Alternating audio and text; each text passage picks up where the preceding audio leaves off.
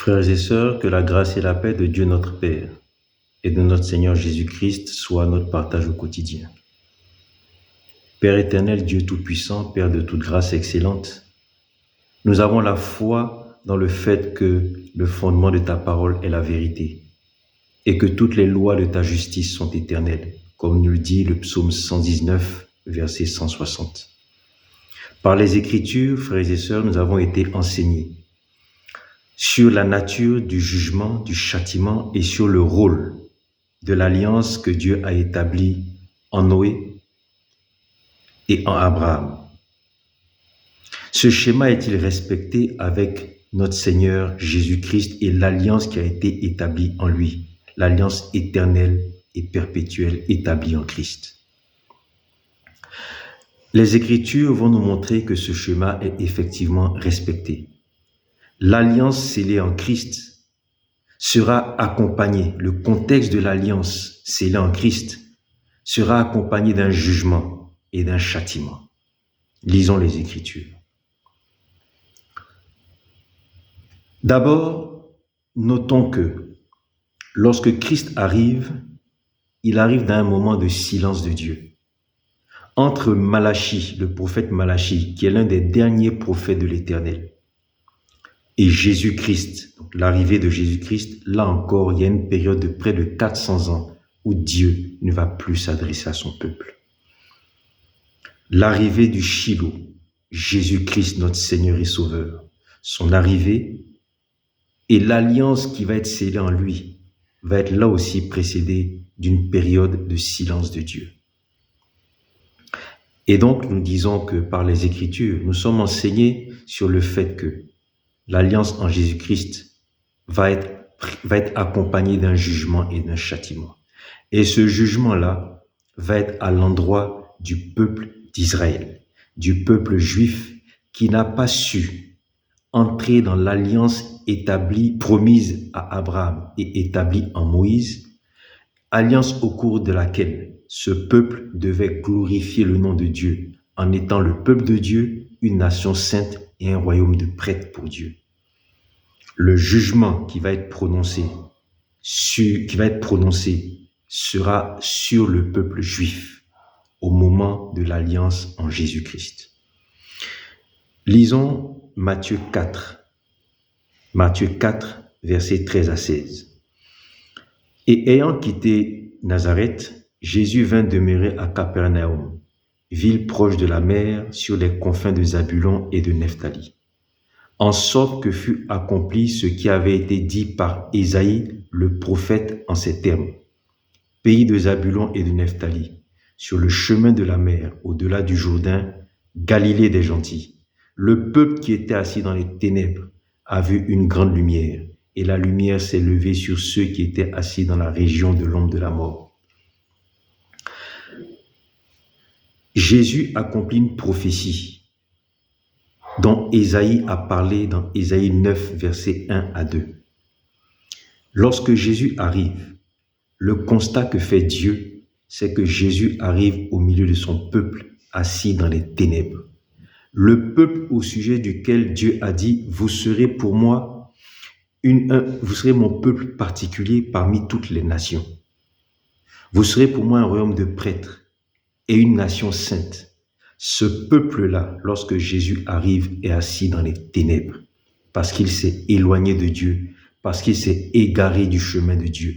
Dieu juge que c'est un peuple qui est dans les ténèbres, loin de lui. Sur la base de ce constat, quel est le châtiment que Dieu va appliquer à ce peuple-là et à partir duquel il va rentrer dans une alliance maintenant avec Christ? Sur ce peuple juif assis dans les ténèbres, qui n'a pas su glorifier Dieu, qui n'a pas su être pour Dieu un royaume de prêtres, Dieu va prononcer un châtiment qui est de maintenir ce peuple-là dans l'aveuglement et dans l'égarement spirituel, loin de lui. Dieu va sceller comme châtiment de maintenir ce peuple loin de lui dans l'égarement et l'aveuglement spirituel. Lisons Matthieu 13. Matthieu 13 à partir du verset 10. Les disciples s'approchèrent de Jésus et lui dirent, « Pourquoi leur parles-tu en parabole ?» Verset 11. Jésus leur répondit, « Parce qu'il vous a été donné de connaître les mystères du royaume des cieux et que cela ne leur a pas été donné. Et pour eux, verset 14, et pour eux s'accomplit cette prophétie d'Ésaïe. Vous entendrez de vos oreilles et vous ne comprendrez point. Vous regarderez de vos yeux et vous ne verrez point, car le cœur de ce peuple est devenu insensible. Ils ont endurci leurs oreilles et ils ont fermé leurs yeux, de peur qu'ils ne voient de leurs yeux, qu'ils entendent de leurs oreilles, qu'ils ne comprennent de leur cœur, qu'ils ne se convertissent et que je les guérisse. Deuxième passage, Matthieu 19, verset 25. Les disciples ayant entendu cela furent très étonnés et dirent, « Qui peut donc être sauvé ?» Verset 26. Jésus les regarda et leur dit, « Aux hommes cela est impossible, mais à Dieu tout est possible. » Verset 28. Jésus leur répondit, « Je vous le dis en vérité, quand le Fils de l'homme au renouvellement de toutes choses sera assis sur le trône de sa gloire, vous qui m'avez suivi, vous serez de même assis sur 12 trônes et vous jugerez les 12 tribus d'Israël. » Jésus explique ici le châtiment que Dieu applique à ce peuple. Il s'appuie sur une prophétie qu'avait faite encore Ésaïe en disant « Je viens, je m'adresse à ce peuple en parabole, afin qu'ils ne comprennent pas, afin qu'ils ne se convertissent pas et que je ne les guérisse. » Matthieu 13 et Matthieu 19, où Jésus explique que ceux qui l'auront suivi vont juger les 12 tribus d'Israël. Matthieu 13 et Matthieu 19 nous montrent, il y a d'autres passages mais nous ne pouvons pas les lire, nous montrent que le châtiment réservé aux Juifs, au peuple juif qui n'a pas su glorifier Dieu dans le cadre de l'alliance promise à Abraham, ce peuple-là va être maintenu dans l'égarement, dans l'aveuglement spirituel et dans les ténèbres dans lesquelles il se trouve, afin qu'il ne se convertisse et ne guérisse. Gloire soit rendue à Dieu, qu'il est écrit dans les Écritures que ce peuple-là sera relevé. Alléluia, alléluia, alléluia. Quel est alors le rôle de l'alliance que Dieu va tisser avec Christ? Là encore, les Écritures vont nous enseigner. Tout d'abord, après que Dieu ait scellé le peuple juif, jugé, égaré de lui, Dieu établit une alliance de restauration encore une fois. Comment cela se passe? Cette alliance de restauration commence d'abord par la destruction du système ennemi de Dieu. 1 Corinthiens 15, à partir du verset 20. Mais maintenant, Christ est ressuscité des morts et il est les prémices de ceux qui sont morts. Verset 24. Ensuite viendra la fin, quand Christ remettra le royaume à celui qui est Dieu et Père, après avoir détruit toute domination, toute autorité et toute puissance. Verset 26. Le dernier ennemi qui sera détruit, c'est la mort.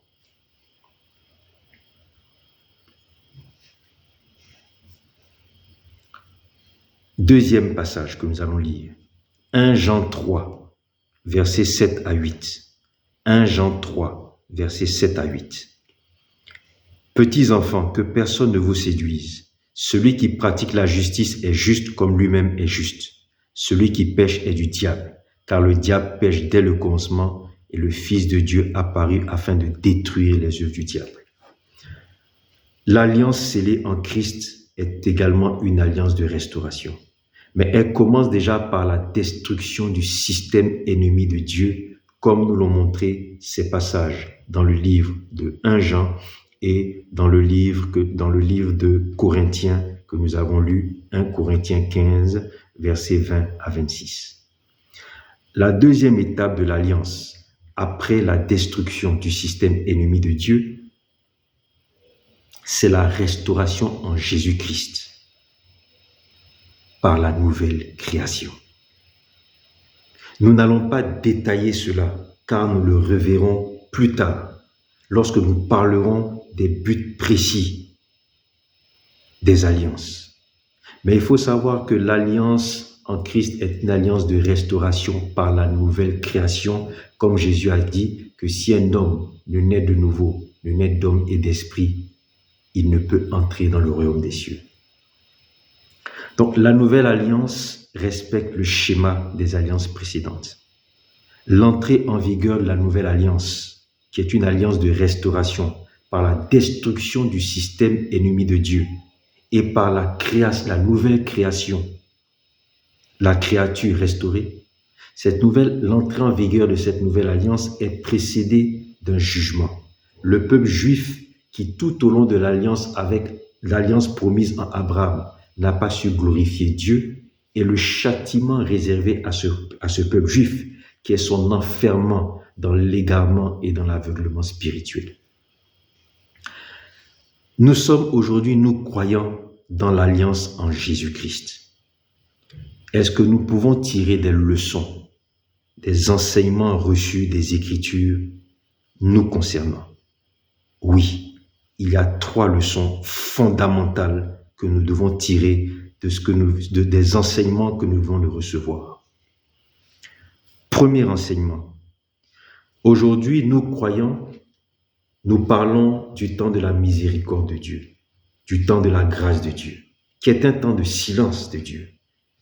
Mais rappelons-nous que avant l'alliance en Noé, avant l'alliance en Abraham et avant l'alliance en Jésus-Christ, Dieu était dans un temps de silence, qui était un temps d'observation, un temps de constat, à partir duquel il allait prononcer un jugement et établir un châtiment pour ceux qui n'étaient pas trouvés justes devant sa face. Les temps que nous vivons, que nous appelons temps de silence, sont des temps d'observation de Dieu qui va définir un jugement et un châtiment nous concernant. Sachant que, deuxième enseignement que nous devons retenir, l'alliance en Jésus-Christ est la dernière. L'alliance en Jésus-Christ est la dernière. Christ a glorifié Dieu. Si vous lisez Jean 17, vous verrez que Christ a glorifié Dieu. Dieu n'a plus besoin d'un homme. Dieu n'a plus besoin qu'un homme le glorifie. Dieu n'a plus besoin de chercher un homme juste devant sa face. Un homme à qui il fait grâce, ayant trouvé grâce devant sa face pour glorifier son nom, pour établir son règne sur cette terre. Cela a déjà été fait en Jésus-Christ et Dieu n'a plus besoin d'établir d'une nouvelle alliance.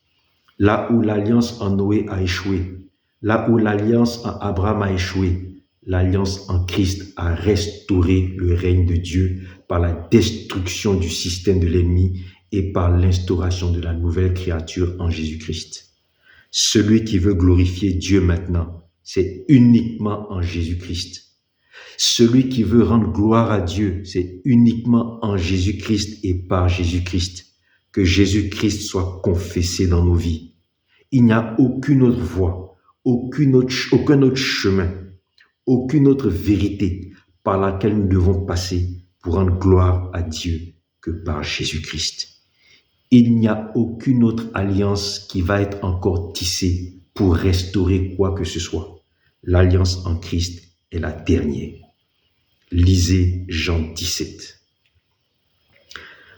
Troisième leçon que nous devons tirer, qui est la conséquence des 2 premières. Dieu observe. Il est dans son silence.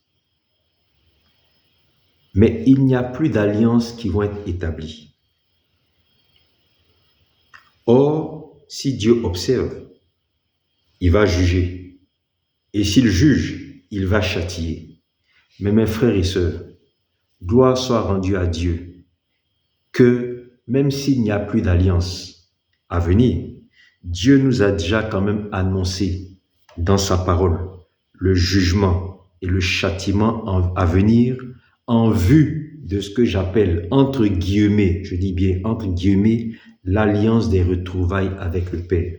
Parce que après l'alliance en Jésus-Christ, nous allons vers, entre guillemets encore je le dis, vers l'alliance des retrouvailles avec le Père.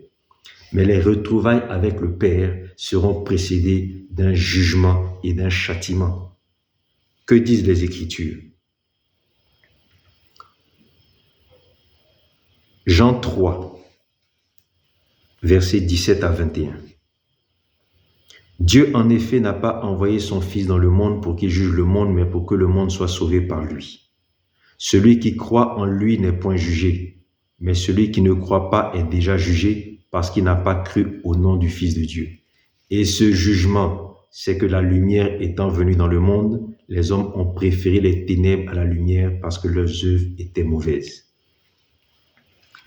Dieu nous annonce que les retrouvailles avec lui seront précédées d'un jugement. Ce jugement consistera à savoir quels sont ceux qui, lorsque le Fils de Dieu est venu dans le monde, la lumière est venue dans le monde, quels sont ceux qui ont préféré les ténèbres à la lumière. Ce jugement, c'est que la lumière étant venue dans le monde, Jean 3, 19, les hommes ont préféré les ténèbres à la lumière parce que leurs œuvres étaient mauvaises. Et quel est le châtiment qui sera appliqué? Quel est le châtiment qui sera appliqué? Matthieu 25, à partir du verset 34. Matthieu 25, lisons à partir du verset 31 jusqu'au verset 46. Lorsque le Fils de l'homme viendra dans sa gloire avec tous ses anges, il s'assiera sur le trône de sa gloire.